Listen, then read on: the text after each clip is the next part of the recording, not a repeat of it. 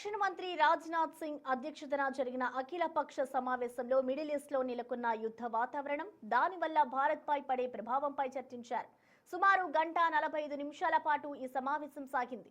యుద్ధం కారణంగా దేశంలో ఇంధన కొరత ఏర్పడుతోందన్న ఆందోళనల నేపథ్యంలో భారత ఇంధన భద్రత పటిష్టంగా ఉందని కేంద్ర ప్రభుత్వం అన్ని పార్టీలకు స్పష్టమైన భరోసా ఇచ్చింది.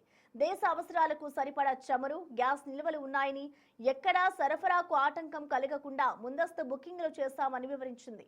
ముఖ్యంగా హర్మూజ్ జలసంధి ద్వారా వస్తున్న భారత నౌకలు సురక్షితంగా ఉన్నాయని, రాబోయే 4 రోజుల్లో మరో 4 చమురు నౌకలు భారత తీరానికి చేరుకుంటాయని ప్రభుత్వం వెల్లడించింది.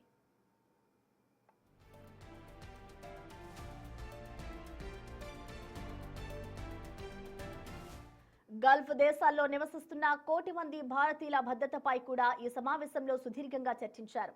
యుద్ధం గనుక తీవ్రతరమైతే అక్కడ చిక్కుకున్న వారిని సురక్షితంగా తరలించేందుకు అవసరమైన కార్యాచరణను ప్రభుత్వం సిద్ధం చేస్తుందని, అంతర్జాతీయ జలాల్లో భారత వాణిజ్య నౌకలకు పూర్తి రక్షణ కల్పిస్తున్నామని రాజ్నాథ్ సింగ్ పేర్కొన్నారు.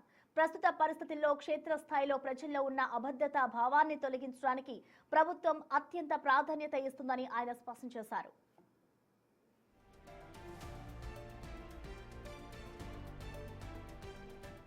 సమావేశం అనంతరం కేంద్ర మంత్రి కిరణ్ రిజిజు మాట్లాడుతూ ప్రభుత్వం ఇచ్చిన వివరణ పట్ల విపక్షాలు సంతృప్తి వ్యక్తం చేశాయని తెలిపారు.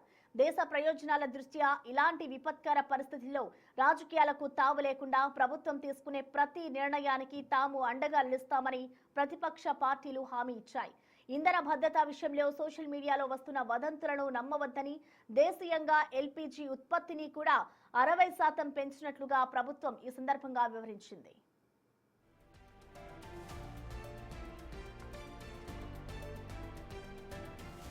మొత్తం మీద అంతర్జాతీయ సంక్షోభం వేళ దేశం మొత్తం ఏకతాటిపై ఉందనే బలమైన సందేశాన్ని అఖిలపక్ష భేటీ ఇచ్చింది. విపక్షాలు లేవనెత్తిన ప్రశ్నలకు మంత్రులు సానుకూలంగా స్పందిస్తూ భవిష్యత్తులో కూడా ఏ సమయంలోనైనా చర్చలకు ప్రభుత్వం సిద్ధమని ప్రకటించారు. ప్రజల ప్రయోజనాలే పరమావధిగా అడుగులు వేస్తున్నామని, ఇంధన ధరలు, లభ్యత విషయంలో సామాన్యులకు ఎలాంటి ఇబ్బందులు కలగకుండా చూస్తామని ప్రభుత్వం ఈ వేదిక ద్వారా హామీ ఇచ్చింది.